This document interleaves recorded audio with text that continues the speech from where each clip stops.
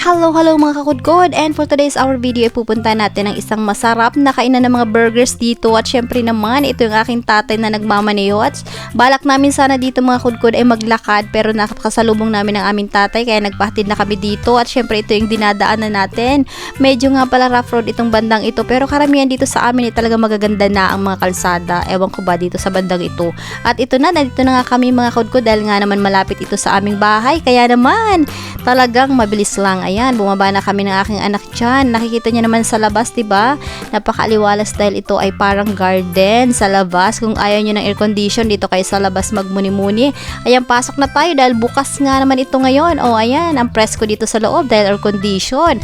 At punta na kami sa counter para mag-order. Oops, nakita namin na may-ari na napakaganda at syempre napaka-approachable yan.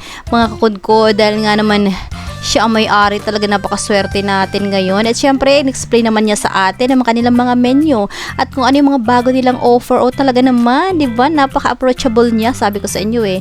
At syempre pa, ayan, ang aking anak ay nag-iisip siya. Syempre, na-try na namin din yung ibang mga kanilang mga burgers na talaga namang exclusive na sumasabog sa sarap dahil nga naman sa napakakalaki. At syempre, mga pati talagang siksik-liglig at umaapaw. Ayun nga pala ang aking anak dyan na talagang nagdi-decide pa kami dyan mga kudkud. Kasi sa dami ba naman ay malilito ka. Pero dahil nga naman may bago silang alert level 1, 2, and 3, ito try namin ngayon ng alert level 3. Kaya naman ito nga pala ang aming in-order. At gusto niya naman magpa-cute dito sa kanilang logo. At syempre, ito ang kanilang ambience. O diba? Andiyan yung mga menu nga pala. Pag may mga bago sila, ay nilalagay nila dito sa kanilang counter. Syempre, marami dyan. May mga student meal, kung ano-ano pa, mga drinks, refreshing, at syempre mga milk tea. Ayan. At syempre, hindi mawawala dyan yung kanilang takoyaki na sinuserve din. So, sa mga gusto mag-inquire dyan sa kanilang mga presyo, puntahan nyo lang ang kanilang FB page. So, bisitahin nyo lang Exclusive Burger Minalabak. Ayan, makikita nyo yun dyan. Napakadali lang hanapin ito mga kakudkod dahil ito ay nasa poblasyon. Pagbaba nyo lang ng jeep terminal kung saan man kayo galing, pwede nyong tanungin kung kani-kanino dyan at alam na ito mga kudkod. O, diba? So, napakaganda nga pala dito sa loob dahil makikita nyo naman, talaga namang ang gaganda ng kanilang mga dekorasyon para kayong nasa garden, diba? Siyempre ngayon kailangan natin mag-relax at siyempre hindi lang naman pagkain ang sinasadya natin sa mga restaurant at nakakaaliw din naman kasi ang kanilang mga dekorasyon, o diba? Ayan nga pala, nag-aantay na nga pala kami ng aming order at siyempre pa yung aking anak siya na yan, masaya na siya kasi nakapag-order na, o diba? Siyempre pagbigyan natin ng kanyang kahilingan dahil siya ay nagkasakit at hindi kumain ng 2 araw, kaya naman siyempre ngayon ay gusto niyang kumain, kaya naman pinagbigyan ng kanyang hiling. Dahil nga naman pagka may sakit ay talagang hindi ka makakain. O diba nakita niyo na may mga gloves pa yan, may mga tissue, kompletos Ricardo's yan mga kakudkod. At siyempre pa ito, napakaganda ng kanilang counter, malinis yan. At siyempre yung may mga ilaw-ilaw pa yan, nakakaiba, ayan sa taas. O kahit saan kayo tumingin dyan, talagang kayo ay maaaliw mga kudkod. At ito na, isinerve na ang aming order. Ito nga palang alert level 3. Dahil nga naman ngayon ay naka-alert ang ating bulkang mayon. Pero wag kayong mag-alala, ito ay safe na safe. Ayan, tingnan natin. Ito nga pala yung bago nilang alert level 3 na siniserve. Dahil nga naman ito ay sausage kaya hindi siya bilog mga kudkod. At syempre pa, meron tayong in-order na takoyaki, ang masarap na takoyaki. At syempre ang royal dahil nga naman noon, pag tayo may sakit, sino nakaka-relate dyan? Mga 1980s, 90s, pag may sakit kayo, pinapainom kayo ng royal. At syempre pa, ano pang inaantay natin? Tikim na. At syempre ako ititikim lang dyan mga kudkod.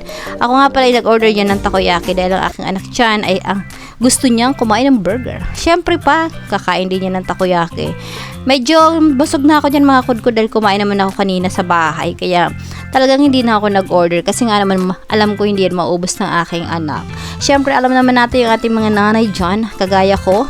Syempre tayo ay taga-ubos ng kanilang mga pagkain. O ayan, kanta-kanta pa yan mga kudko dahil nga naman pinagbigyan ang kanyang request. O diba? So ayan nga pala yung sausage ng palaman sa kanilang burger. Ayan. O diba? Oops, nilantakan na ang fries. Siyempre, eto nga pala ang aking anak ay mahilig sa fries.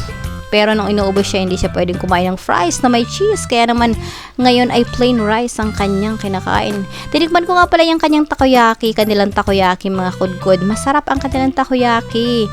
Syempre, iba-iba din ang mga sauce niya kung gusto niyang pumili ng mga sauce kagaya ng sweet and sour, meron din sila niyan, creamy, or ano pa ba yun. Basta tingnan nyo na lang sa kanilang FB page mga kudkod. Marami silang pagpipilian dyan. Talagang masasabi niyong masarap. O diba, tingnan nyo naman na aking anak, nag-i-enjoy talaga yan sa pagkain.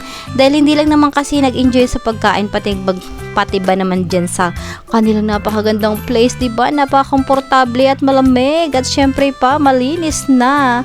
Talagang mapapakain ka sa sarap.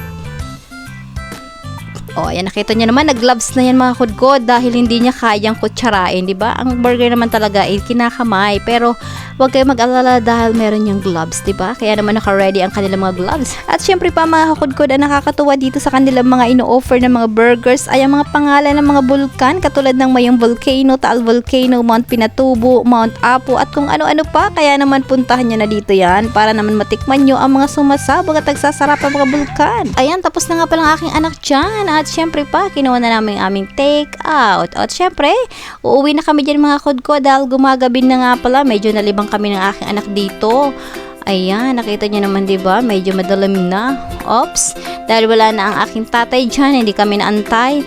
Maglalakad kami ng kaunti dahil malapit lang naman ito sa paradahan ng mga sidecar or padjak. O, diba, konting lakad-lakad lang para naman ma-exercise ng konti at yung kinain ay talagang matunaw. O, diba, nakita niyo naman dito, malapit lang ito mga kudkod sa paradahan ng mga padjak o sidecar. Pagliko nyo lang, andun yung market. At syempre, yung sakayan ng mga jeep. Basta, magtanong lang kayo mga kudkod at alam nyo na yan. Makikita nyo agad. At syempre, nakasakay na kami. O, ngiting panalo yan. Craving satisfied ang inyong mga team kakudkod. O, diba? So, ayan, dahil nga naman ang aking pamangkin dyan ay may ginagawa sila sa bahay dahil ayaw niya sumama at may nire-review daw siya. Kaya kabilang dalawa ng aking anak. O, diba? So, ganito lang yan. Liko-liko lang kayo mga kudkod. Marami dito sa aming mga kalsada. Kung inyo napapansin, diba? Dahil ito ay residential area. O, diba? So, ito yung last naman na kalsada. Andito na kami mga kudkod. Malapit-lapit na yan. Konting kembot lang. Bahay na namin yan. O, nakikita niyo naman, diba? Maganda yung kalsada dito sa amin. Talagang bagong ayos. Ops, dito na tayo sa tindahan ni Lola. O, ayan, baba na kami. At syempre pa, papasok na tayo sa ating munting tahanan. Andiyan na aking pamangkin. Bigay na ang pasalubong.